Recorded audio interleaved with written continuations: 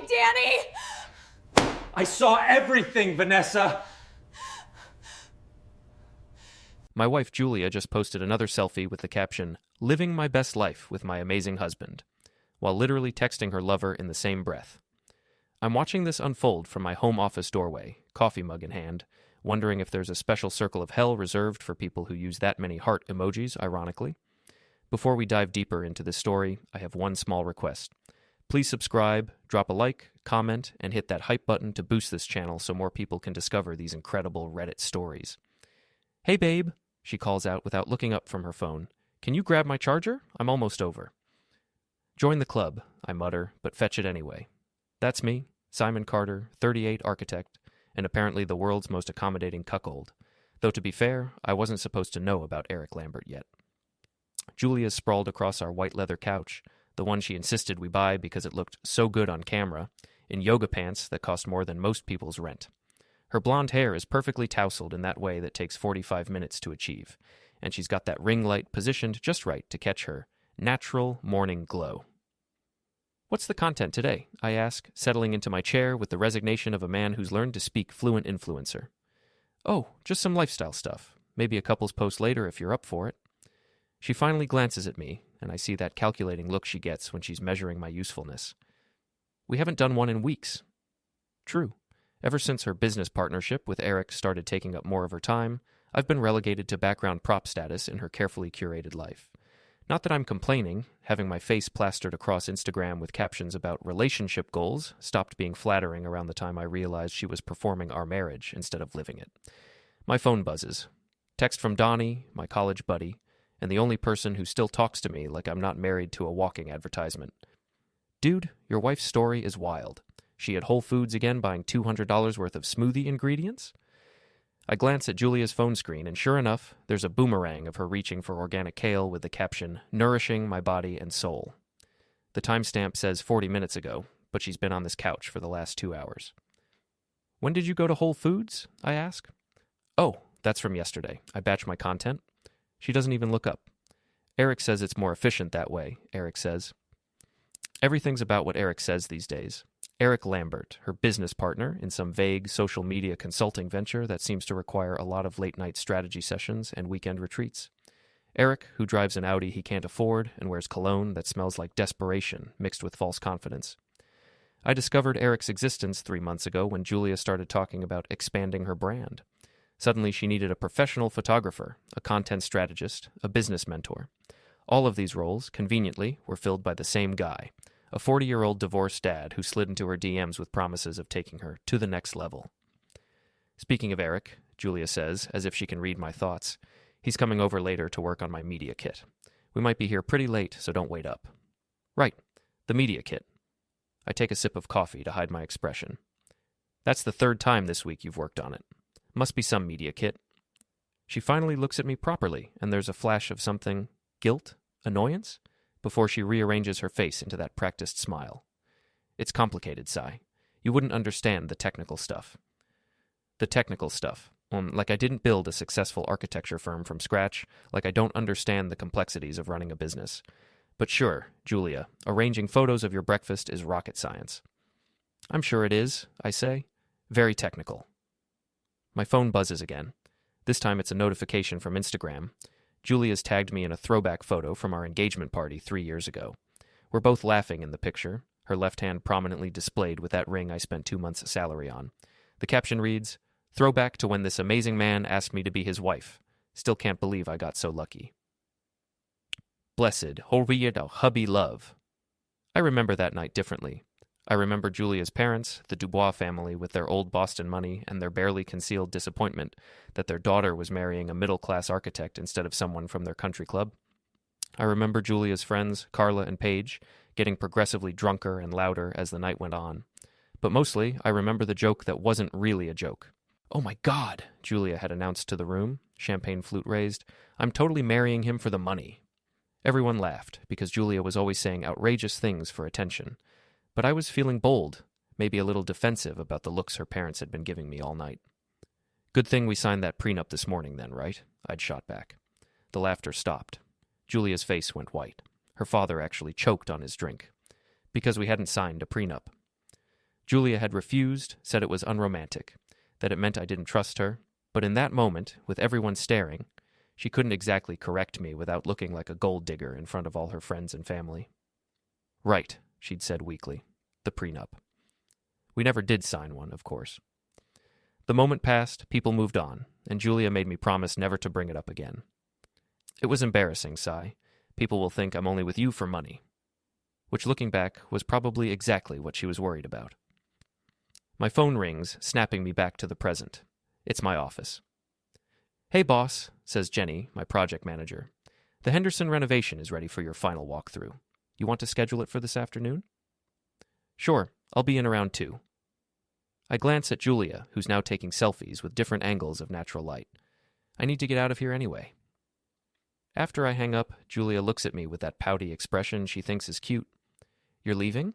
But I thought we could have lunch together, spend some quality time. Quality time. Like the quality time she spent with Eric at that new rooftop bar downtown last week, when she told me she was at a Women in Business networking event. I know because Donnie saw them there, cozy in a corner booth, Eric's hand on her thigh while she threw her head back laughing at whatever brilliant observation he was making. Rain check, I say, grabbing my keys. I'm sure Eric can keep you company. It's not like that, Cy. Her voice has an edge now.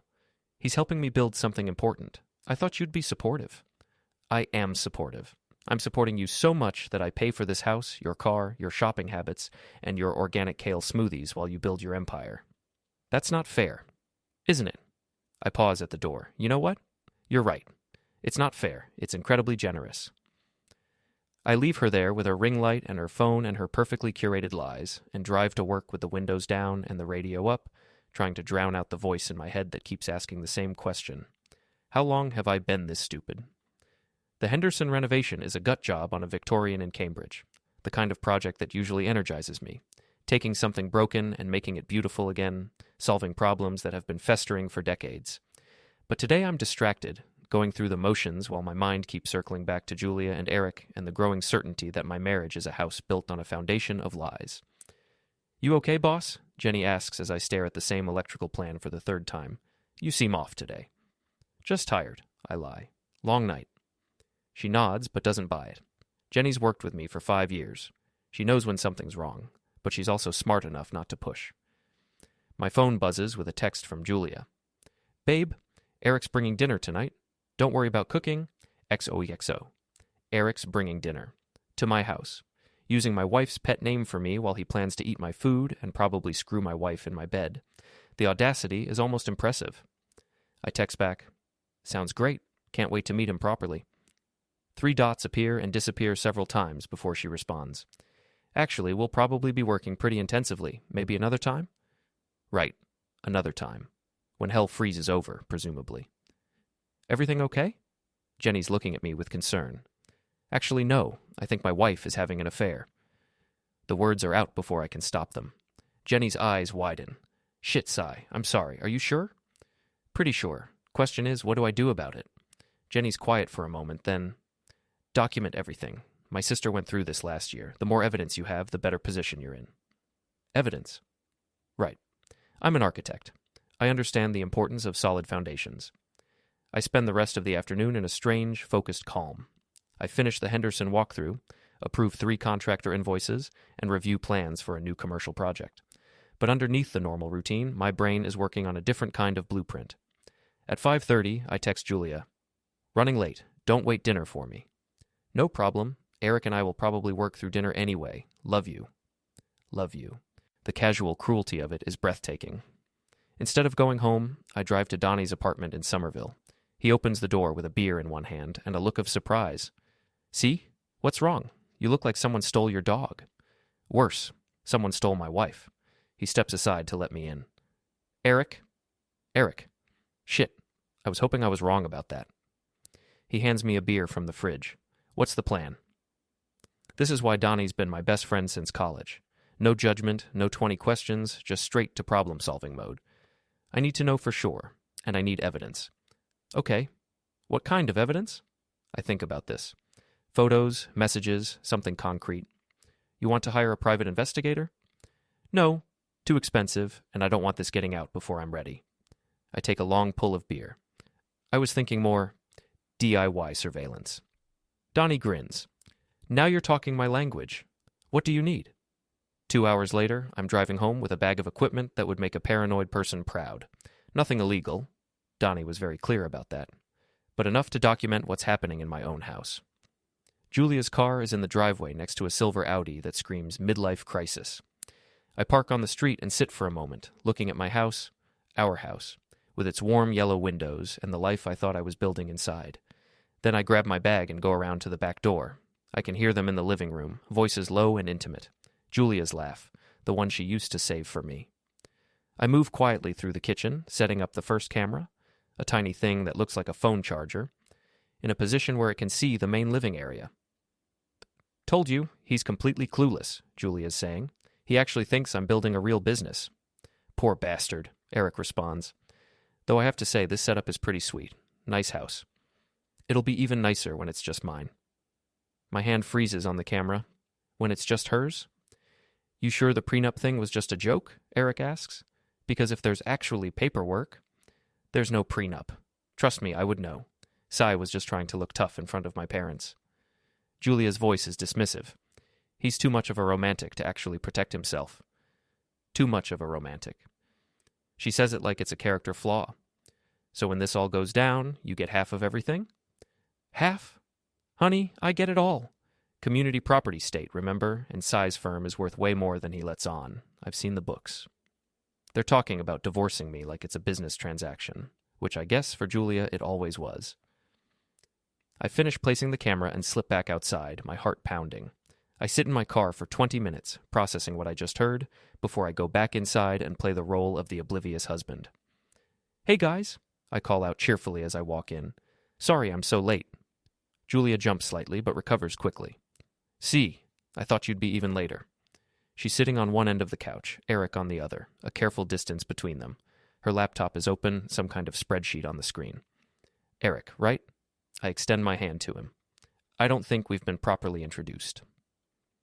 Eric stands to shake my hand, and I get my first close look at Julia's business partner. He's handsome in a generic way. The kind of guy who probably peaked in high school and has been chasing that feeling ever since. His handshake is too firm, his smile too wide. Great to finally meet you, man. Julia talks about you all the time. All good things, I hope. I keep my voice light, friendly. So, social media consulting, right? That's got to be interesting work. Oh, it is. A lot of potential in the space right now. Julia's got real talent. She certainly does. I look at my wife, who's watching this interaction with barely concealed tension. What exactly are you two working on tonight? Media kit, Julia says quickly. For potential sponsors. Right, the media kit. The one you've been working on all week. It's complicated, Eric jumps in. A lot of moving pieces. Brand positioning, audience analytics, monetization strategies. He's good. I'll give him that. Sounds like he knows what he's talking about. But I notice he's not actually showing me anything concrete. Well, don't let me interrupt, I say. I'll just grab some dinner and get out of your way. In the kitchen, I can hear them talking in low voices, but I can't make out the words. I heat up leftover pizza and eat it standing at the counter, watching them through the doorway. Julia's body language is different when she thinks I'm not looking, more relaxed, more intimate. She touches Eric's arm when she talks, leans in close to point at something on the screen. They work until almost 11, at which point Eric makes a show of packing up his things and saying goodbye. I shake his hand again, tell him he's welcome any time, play the part of the trusting husband. After he leaves, Julia comes into the bedroom where I'm reading. How was your day? She asks, going through her nighttime routine. Good. Productive. How was the media kit? Really good. Eric thinks we're close to something big. That's great, babe. I'm happy for you. She looks at me in the mirror, and for a second I think I see guilt there. But then she smiles, and it's gone. I love you, C. I love you too. We go to sleep in the same bed, like we have for 3 years, but it feels like there's an ocean between us. Julia falls asleep quickly, but I lie awake staring at the ceiling, thinking about community property and media kits and the way my wife's face lit up when she talked about this house being just hers. Tomorrow, I decide, I start building my case. The next morning, Julia's gone before I wake up. There's a note on the kitchen counter. Early yoga class with Carla. Back this afternoon. Love you. With a little heart drawn next to her name. I check the camera footage on my phone. Julia and Carla left together at 7:30, but instead of heading toward the yoga studio, they went in the direction of downtown, specifically toward the area where Eric lives. Interesting. I'm at my office by 8, but I can't concentrate on work. Every few minutes I'm checking the camera feed, watching my empty house, and wondering what my wife is really doing. At 10:15, my phone buzzes with a notification from Julia's Instagram. A photo of her and Carla in matching workout clothes captioned, "Morning yoga with my bestie, starting the day with gratitude and good vibes." Except the timestamp shows it was posted from Eric's neighborhood, not the yoga studio. I screenshot everything. Around noon, Jenny knocks on my office door. "Your wife's here to see you." Julia walks in wearing the same yoga outfit from her Instagram post, looking radiant and slightly out of breath. She kisses my cheek and settles into the chair across from my desk. "Surprise! I thought I'd take my amazing husband to lunch." "That's sweet of you. How was yoga?" "Oh, stretchy, spiritual." She waves a hand dismissively. "Carla's on this new cleanse thing, so we went to that raw food place afterward. I'm starving for real food." More lies, delivered with a smile. I'm starting to understand that this is Julia's superpower, the ability to lie so casually, so convincingly, that you almost believe her even when you know better. "Sounds perfect. Where do you want to go?" We end up at a bistro downtown, the kind of place Julia likes because the lighting is good for selfies. She orders a salad she won't finish and immediately starts arranging her water glass and napkin for the perfect shot. "So," she says, phone in hand, "I have some exciting news." "Yeah?" Eric thinks I'm ready to quit the boutique.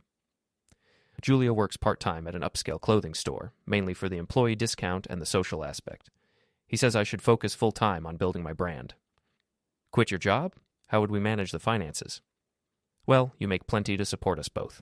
And once my influencer career takes off, I'll be making way more than I do now."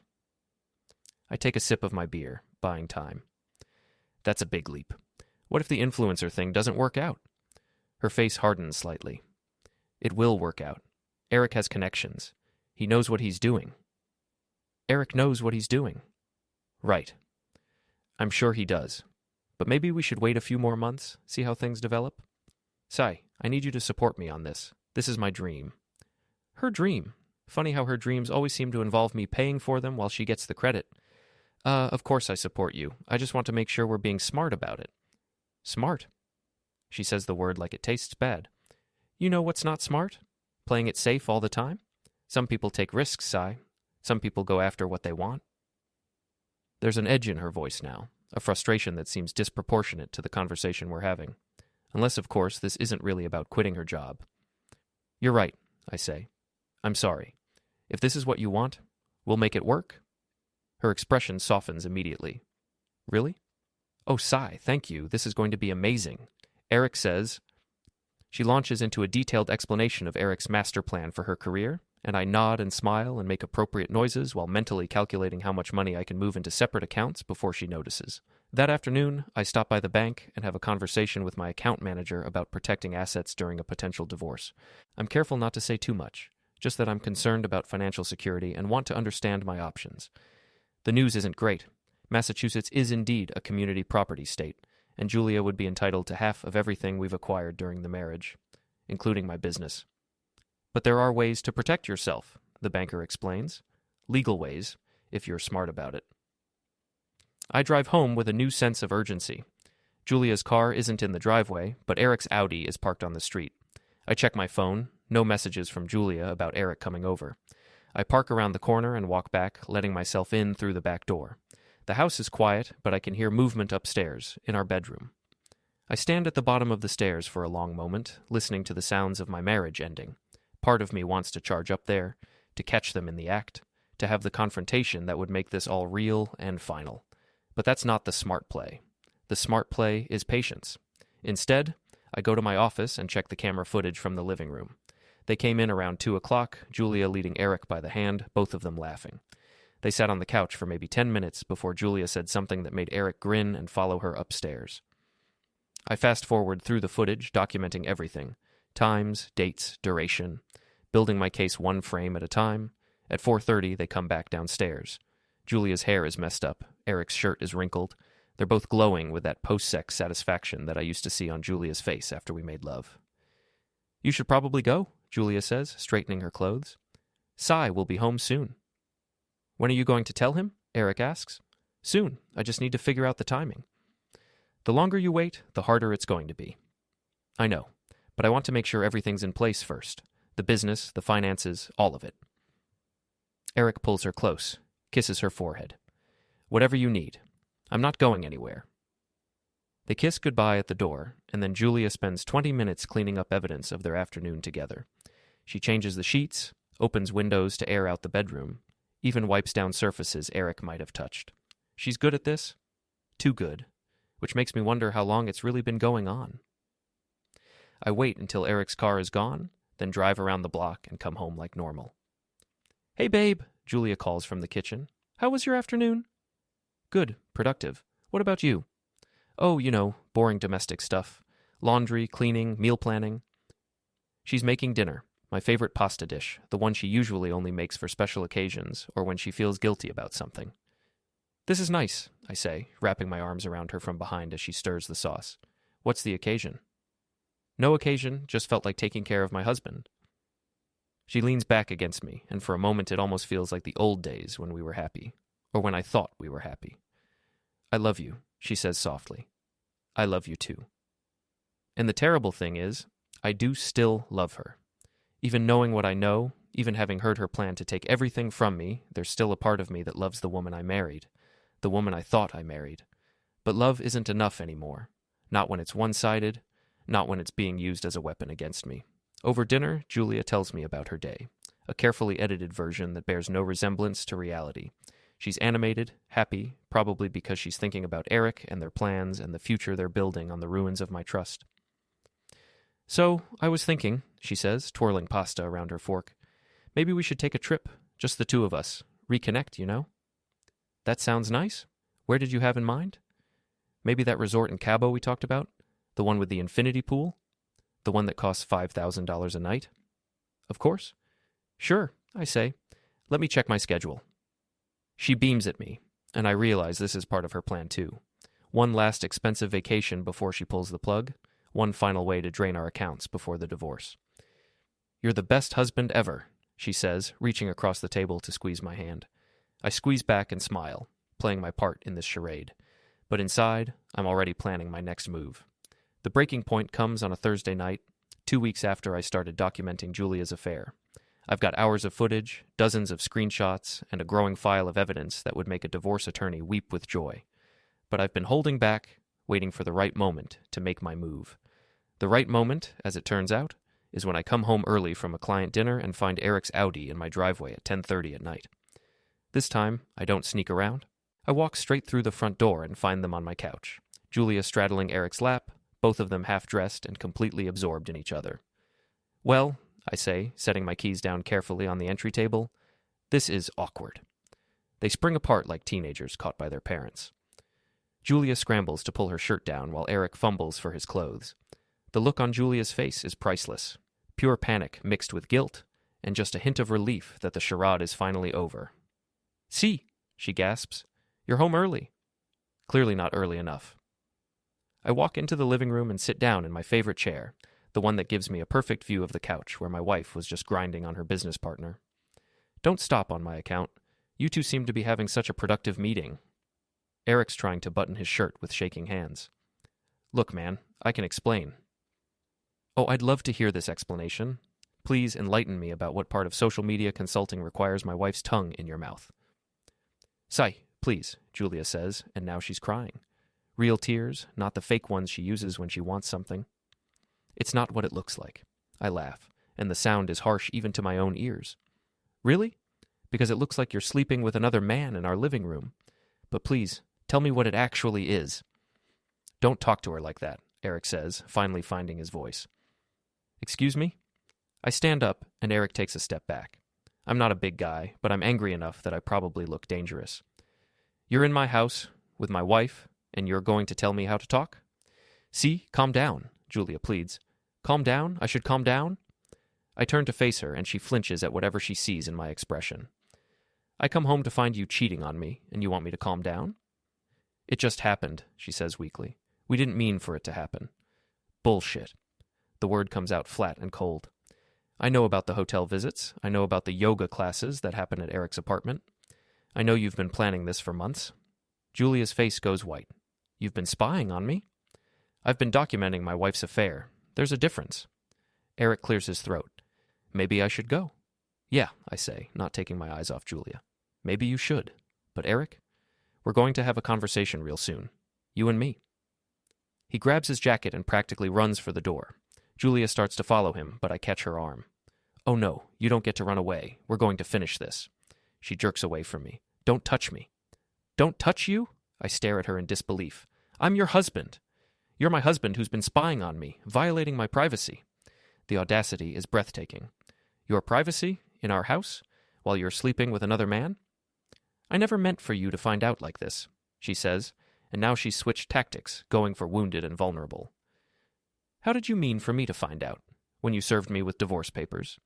She doesn't answer, which is answer enough. That was the plan, wasn't it? String me along until you had everything lined up, then take me for half of everything I've worked for. It's not about the money, Cy. Isn't it? Because I heard you talking about community property, about how this house would be just yours after the divorce. Julia's mouth opens and closes like a fish. She can't deny it because she knows I have proof. I love him, she says finally, as if that explains everything. You love him? I nod slowly. When did that start? Before or after you found out he could help you monetize your Instagram? That's not fair. Fair? I laugh again. You want to talk about fair? Fair would have been telling me you weren't happy instead of lying to my face for months. Fair would have been asking for a divorce instead of planning to rob me blind. I wasn't going to rob you. Really? So you weren't planning to quit your job and live off my income while you built your brand with Eric? You weren't going to drain our savings on expensive vacations before filing for divorce? Each accusation hits home. I can see it in her face, the way she flinches with every truth. I deserve to be happy, she says, and there's defiance in her voice now. At my expense? You'll be fine, Cy. You always land on your feet. That's not the point, I'm shouting now, months of suppressed anger finally boiling over. The point is that you're a liar and a cheat, and you are going to destroy my life for your own selfish reasons. I'm not a bad person, she says, tears streaming down her face. Aren't you? Because from where I'm standing, you look like a pretty bad person. We stare at each other across the wreckage of our marriage, 3 years of shared history crumbling around us. I can see the moment she gives up pretending, the moment she decides to stop playing the victim and show me who she really is. Fine, she says, wiping her eyes. You want the truth? I haven't been happy for over a year. You're boring, Cy. You're predictable and safe and boring, and I'm tired of pretending that's enough for me. So you decided to cheat instead of just leaving. I decided to make sure I'd be okay when I left. Sue me for looking out for myself. I might actually do that. She laughs bitterly. With what? Community property, remember? You can't hide assets, and you can't prove I did anything illegal. Maybe not. But I can prove you committed adultery, and I can make sure everyone knows exactly what kind of person you are. You wouldn't. Try me. We're standing there like gunfighters at high noon, and I realize this is the moment our marriage officially ends. Not when I found them together, but right now, when we stopped pretending there was anything left to save. I want you out, I say quietly. This is my house, too. No, it's not. It's the house I bought, with the mortgage I pay, filled with furniture I can afford because I have a real job. You can't kick me out. Watch me. You've got until Sunday to pack your things and leave. After that, I'm changing the locks. You can't do that. It's illegal. Then call the police. Explain to them why your boyfriend was in our house at 10:30 on a Thursday night. Julia stares at me for a long moment, and I can see her calculating, trying to figure out her next move. But she's got nothing, and we both know it. I hate you, she says finally. Good. That makes this easier. She turns and storms upstairs, slamming the bedroom door behind her. I hear her on the phone immediately, probably calling Eric or Carla, or whoever else is going to help her spin this story in her favor. I pour myself 3 fingers of bourbon and sit back down in my chair, surveying the battlefield of my living room. Julia's shirt is still on the floor where she dropped it. Eric left his watch on the coffee table in his hurry to escape.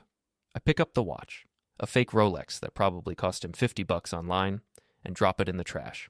Then I pour another bourbon and start planning the next phase of my life. The phase where Julia Carter learns what happens when you underestimate the boring, predictable husband you married for his money. Julia doesn't leave by Sunday. Instead, she doubles down, moving her things into the guest room and acting like we're just having a temporary disagreement. She posts Instagram stories about working through challenges in relationships and growing stronger together, while simultaneously texting Eric from our kitchen table. It's a bold strategy. It's also a stupid one. By Monday morning, I've consulted with 3 different divorce attorneys and settled on Margaret Chen, a shark in a designer suit who specializes in high-asset divorces and takes no prisoners. You've done excellent work documenting the affair, she tells me, flipping through my evidence file. This gives us significant leverage, especially since Massachusetts allows fault-based divorce. What does that mean for the financial settlement? It means your wife's adultery can be considered when dividing assets. She won't get half of everything, and she certainly won't get alimony. I feel something loosen in my chest for the first time in weeks. What's our next move? We file papers immediately, and we freeze the joint accounts to prevent her from draining them. She's already talked about taking an expensive vacation. Margaret smiles, and it's not a pleasant expression. Not anymore. She's not. That afternoon, while Julia's at the gym with Carla, I change the locks on the house. It's petty, but I'm past caring about taking the high road. She made her choice when she brought Eric into our bed. Julia comes home at 6 to find her key doesn't work. She pounds on the front door, screaming my name, while I sit in my office reviewing architectural plans and pretending not to hear her. Finally, she calls me. "See, what the hell is wrong with the locks?" "Nothing's wrong with them. They're working perfectly."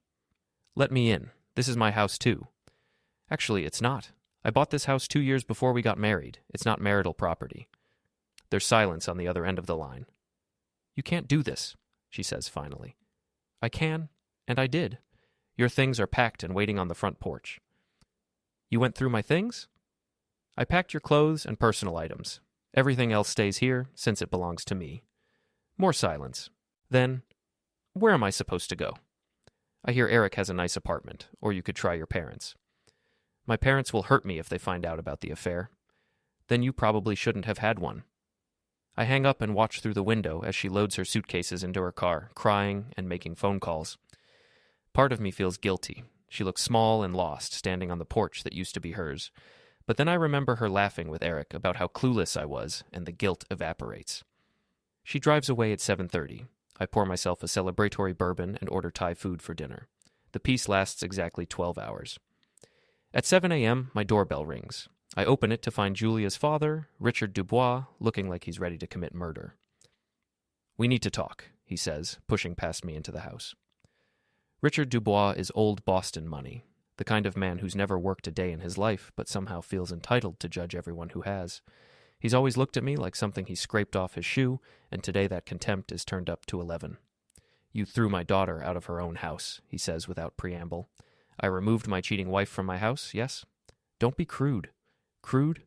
Your daughter was sleeping with another man in my living room, and you're worried about me being crude?" Richard flinches. There's no need for that kind of language. "What kind of language would you prefer? Your daughter was having an extramarital relationship, conducting an affair, committing adultery." Julia made a mistake. Julia made a choice, a series of choices, actually, over several months. She's young. She got confused. I stare at him in amazement. She's 34 years old, and she got confused? That's your defense? She doesn't deserve to be homeless because of one error in judgment. She's not homeless. She's staying with her boyfriend. Richard's face darkens. That's temporary. She belongs here with her husband working through their problems like adults. Their problems? I laugh. "Richard, your daughter planned to divorce me and take half my assets after draining our accounts on expensive vacations. That's not a problem. That's a crime." "You're being dramatic." "Am I?" Because I have recordings of her discussing exactly that plan. That stops him cold. "Recordings?" "Audio and video. Your daughter and her boyfriend planning my financial destruction in great detail." Richard sits down heavily on my couch, the same couch where I found Julia with Eric. "You can't use those in court. It's illegal to record people without their consent." Actually, in Massachusetts, only one party needs to consent to recording a conversation. Since it was my house and I was present, the recordings are perfectly legal. I can see him processing this, realizing that his daughter isn't the victim he thought she was. "What do you want?" he asks finally. "I want a quiet, uncontested divorce. Julia can keep her personal belongings and her car. Everything else stays with me." That's hardly fair. Fair would be pressing charges for attempted fraud. Fair would be releasing those recordings to her social media followers. Fair would be making sure everyone in your social circle knows exactly what kind of person your daughter is. Richard's face goes pale. "You wouldn't? Try me. We stare at each other for a long moment. Richard Dubois might be old money, but he's not stupid. He can see that I hold all the cards. I'll talk to Julia, he says finally. You do that. And Richard? Tell her that if she or Eric come near my house again, I'm calling the police and releasing everything I have to the internet. After he leaves, I call Margaret Chen. The father-in-law paid you a visit? She asks. Tried to intimidate me into taking Julia back. How did that go? About as well as you'd expect. I think he's starting to understand the situation. Good. The divorce papers will be ready to file tomorrow. Once she's served, this becomes official. And the joint accounts? Frozen as of this morning. She'll find out the next time she tries to use a credit card. That happens sooner than expected. At 2 p.m., my phone explodes with angry texts from Julia. You froze our accounts? I can't buy groceries. This is financial abuse. My lawyer says this is illegal. I text back, your lawyer is wrong. See you in court. Then I block her number. The next few days pass in a blur of legal paperwork and strategic planning. Margaret files the divorce papers, citing adultery and irreconcilable differences. Julia served at Eric's apartment by a process server who finds them in bed together at 10 a.m. on a Wednesday. The photo the process server takes, for documentation purposes, shows Julia in Eric's t-shirt, hair disheveled, looking shocked and furious. It's going to make excellent evidence if this goes to trial. But the real masterstroke comes when I remember something Julia said during our fight. You can't hide assets, and you can't prove I did anything illegal. She was wrong on both counts, but her comment about hiding assets gave me an idea. I call my accountant. David, I need to restructure my business finances. Specifically, I want to convert Carter Architecture from a sole proprietorship to an LLC, with the business assets held separately from my personal assets. That's a smart move for tax purposes, David says, but if you're doing this because of the divorce, you need to be careful about the timing. The business was always separate from the marriage. Julia never worked there, never contributed to it, never even understood what I do. I'm just formalizing what was already true. I can work with that. When do you want this done? Yesterday. By Friday, Carter Architecture LLC is officially incorporated, with all business assets, including my client list, intellectual property, and accounts receivable, held separately from my personal finances. It's completely legal, properly documented, and reduces the marital estate by about 60%. Julia is going to be furious when she finds out. I can't wait. Julia finds out about the LLC restructuring when her lawyer gets our financial disclosure. She shows up at my office the next morning, blazing through the reception area like an avenging angel in designer workout clothes. You bastard! She screams, bursting through my office door while Jenny tries to stop her. You can't steal your own business. I didn't steal anything, I say calmly, not looking up from the blueprints I'm reviewing. I restructured for tax purposes. Bullshit. You're trying to hide assets. Jenny, could you call security, please? I ask. Don't you dare, Julia snaps. I'm not done with you. I finally look at her, and I'm struck by how different she looks. The polished influencer facade is gone, replaced by something raw and desperate. Her hair is unwashed, her makeup smudged, and there are dark circles under her eyes. Actually, you are done. We're getting divorced, remember? You don't get to storm into my workplace and make demands. That business is half mine. No, it's not. I started Carter Architecture 3 years before I met you. You've never worked here, never contributed to it, never even shown interest in what I do. I supported you. I was there for you. You were there for my paycheck. There's a difference. 2 security guards appear in the doorway. Julia looks at them, then back at me, and I can see her calculating whether to make an even bigger scene. This isn't over, she says finally. Yes, it is. Don't come here again, Julia. Next time I'll have you arrested for trespassing. After she's escorted out, Jenny closes my office door and sits down across from my desk. Jesus, sigh, she's really lost it. Good. Desperate people make mistakes. What kind of mistakes? I pull up Instagram on my phone and show Jenny Julia's latest posts. In the past week, she's shared increasingly unhinged content, passive-aggressive quotes about betrayal, photos of herself looking tragic and beautiful, and yesterday, a long caption about narcissistic abuse and financial manipulation. She's trying to control the narrative, I explain. Turn herself into the victim and me into the villain. Is it working? With some people, probably, but she's also violating the terms of our separation agreement by discussing the divorce publicly. Jenny grins, which gives you leverage. Exactly. That afternoon, I get a call from an unknown number. Against my better judgment, I answer. See? It's Eric. I almost hang up, but curiosity gets the better of me. What do you want? Look, man, I think we got off on the wrong foot. Maybe we could meet up, talk this through like adults. Talk what through? You were sleeping with my wife. Seems pretty straightforward to me. It's not that simple. Julia and I, we have something real. We're in love. Congratulations. You can be in love while she pays her own bills. Come on, don't be like that. You're a successful guy. You'll be fine. But Julia, she needs security. The audacity is breathtaking. Are you seriously calling to ask me to financially support your girlfriend? I'm asking you to be reasonable. Take care of her in the divorce. She deserves that much. She deserves exactly what she's getting. Nothing. That's cold, man. Not as cold as planning to rob me blind while pretending to love me. There's a pause. She told you about that? She didn't have to. I heard you two planning it. Another pause, longer this time. Look, maybe we can work something out. What if Julia agrees to a smaller settlement, say 25% instead of 50%? What if Julia agrees to 0%, which is what she's legally entitled to after committing adultery? That's not how it works. Actually, that's exactly how it works. But here's what I'll do.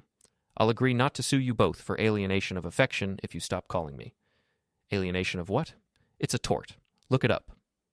I hang up and immediately call Margaret Chen. Eric Lambert just called to negotiate Julia's settlement, I tell her. Interesting. What did he offer? 25% of assets. Which suggests they know they're in a weak position. This is good for us. It gets better. He basically admitted they planned the whole thing together. Did you record the call? No, but I can probably get him to repeat it. Don't. We have enough evidence, and I don't want you doing anything that could be construed as entrapment. That evening, I'm at home reviewing contracts when my doorbell rings. Through the peephole, I see Carla, Julia's best friend and co-conspirator in the affair. I open the door, but don't invite her in. Hi, Sai. Can we talk? About what? Julia. She's really struggling. That's unfortunate. Carla flinches at my tone. Look, I know you're angry, but she's my best friend. I'm worried about her. You should have thought about that before you helped her cheat on me. I never helped her cheat. You provided alibis, yoga classes, shopping trips, girls' nights that were actually dates with Eric. Carla's face crumbles. She said you two were already over, that you were just staying together out of habit. And you believed her? I wanted to believe her. She seemed so unhappy. So instead of encouraging her to work on her marriage or get divorced honestly, you helped her have an affair. I made a mistake. Yes, you did. And now you're all paying for it. She's staying on my couch, Sai. She has no money, no job, nowhere to go. She has Eric. Eric's been pulling back since this all came out. I think he's having second thoughts. This is interesting. Second thoughts about what? About Julia. About their relationship. I think he liked the excitement of the affair, but now that it's real... Carla shrugs. He's not handling the pressure well. That's not my problem.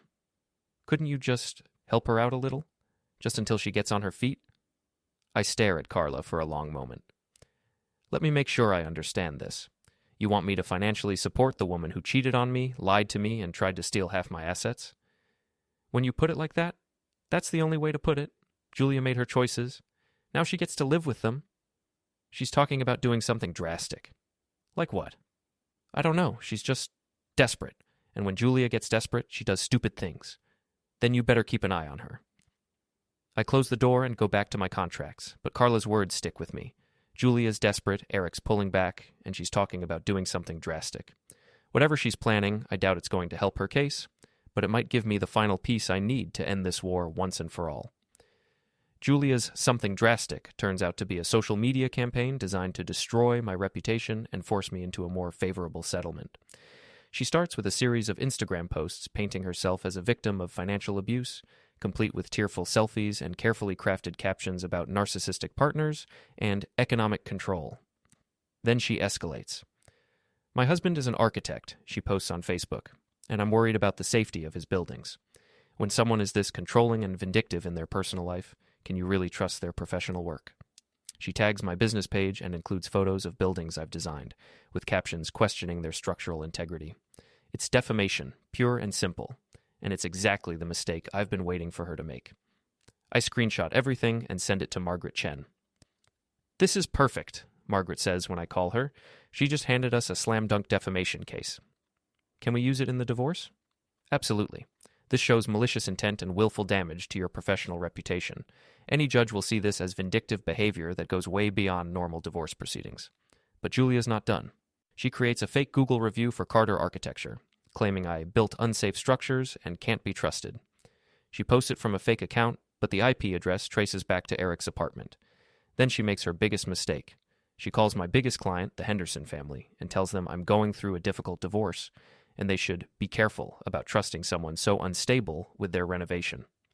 Mrs. Henderson calls me immediately. Simon, I just had the strangest conversation with someone claiming to be your wife. She seemed to think I should fire you. I'm sorry about that, Mrs. Henderson. Julia and I are getting divorced, and she's not handling it well. I gathered that. She seemed quite unhinged, actually. I hope you know this doesn't affect our working relationship at all. We're very happy with your work. Thank you. I appreciate that. Although I do think you should know. She mentioned something about going to the licensing board. The licensing board? She said she was going to file a complaint about your professional conduct. Something about using client relationships for personal gain.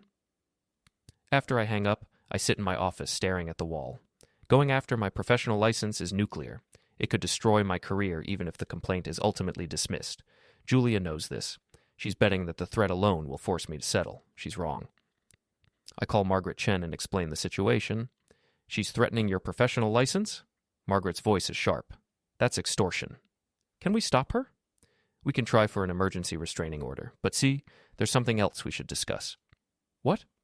I've been looking into Eric Lambert's background. He's not who he claims to be. This gets my attention. What do you mean? He's not a social media consultant. He's a bartender at a hotel downtown who runs a side hustle helping wannabe influencers with their Instagram accounts. No business license, no credentials, no real clients.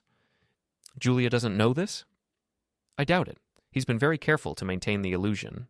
Fake business cards, a professional-looking website, even fake testimonials. So, he's a con man? Essentially, yes. And there's more. He's married. What? But Julia said he was divorced. Separated, maybe. But definitely still married.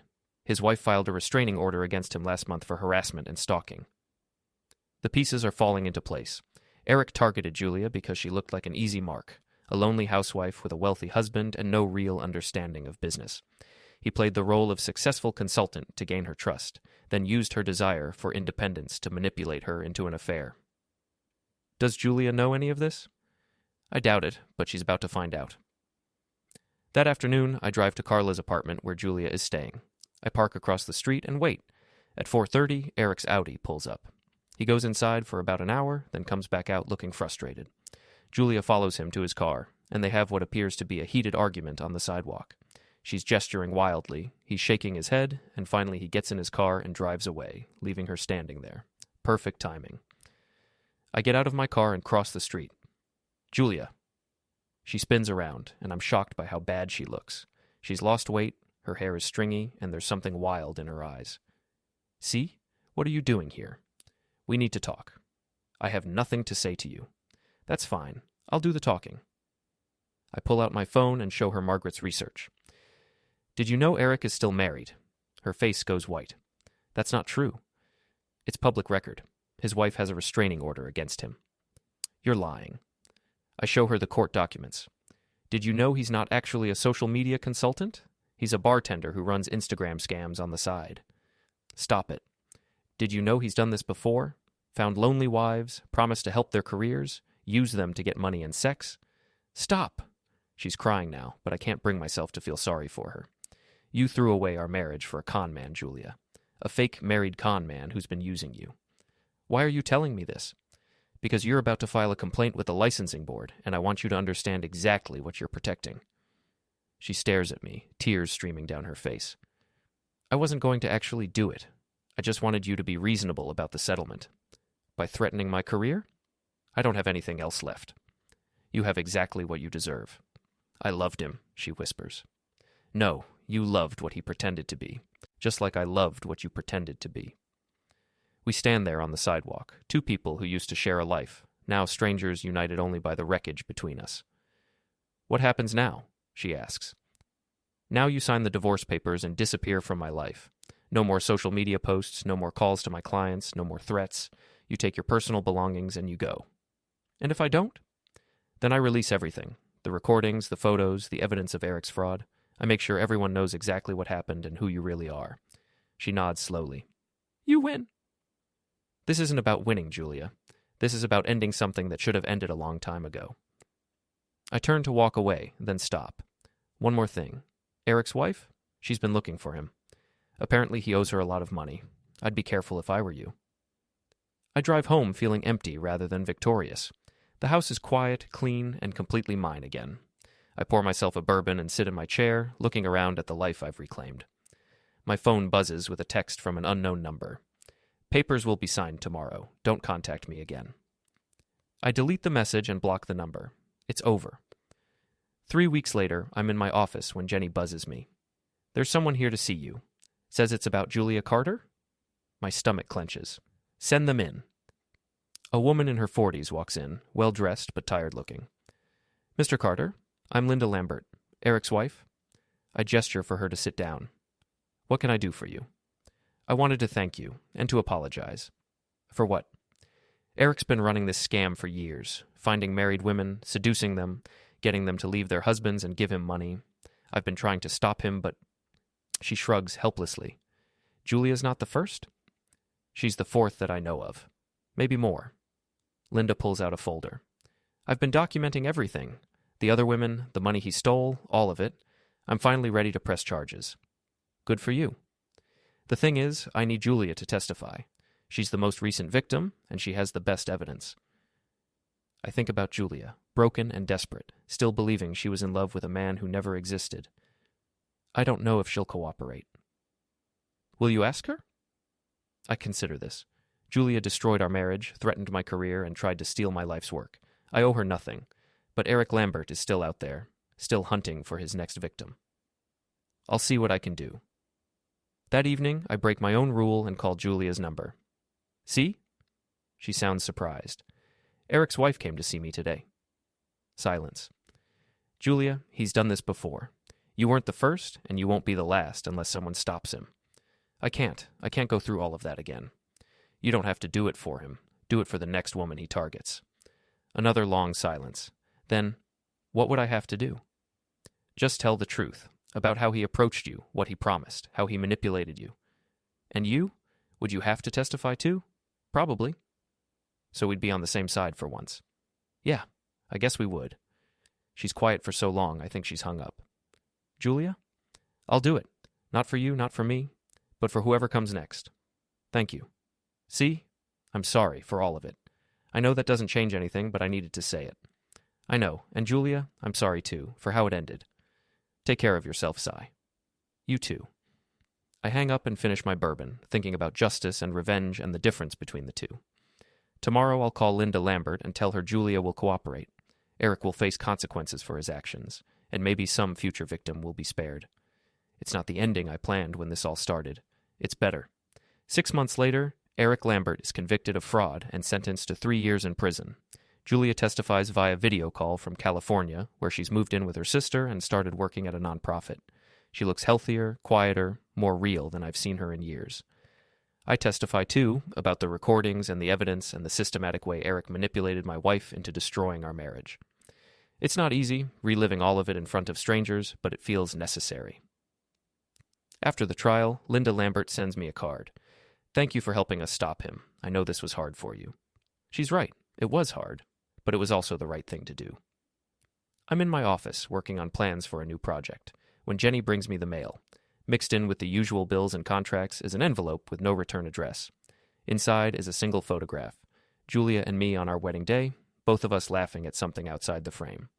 On the back, in Julia's handwriting, "We were happy once. I hope you remember that too." I study the photo for a long moment, remembering that day, that version of ourselves. Then I put it in my desk drawer next to the final divorce decree. Some stories don't have happy endings, but they can have honest ones. I get back to work, designing something new from the ground up, building a future on a foundation that will last.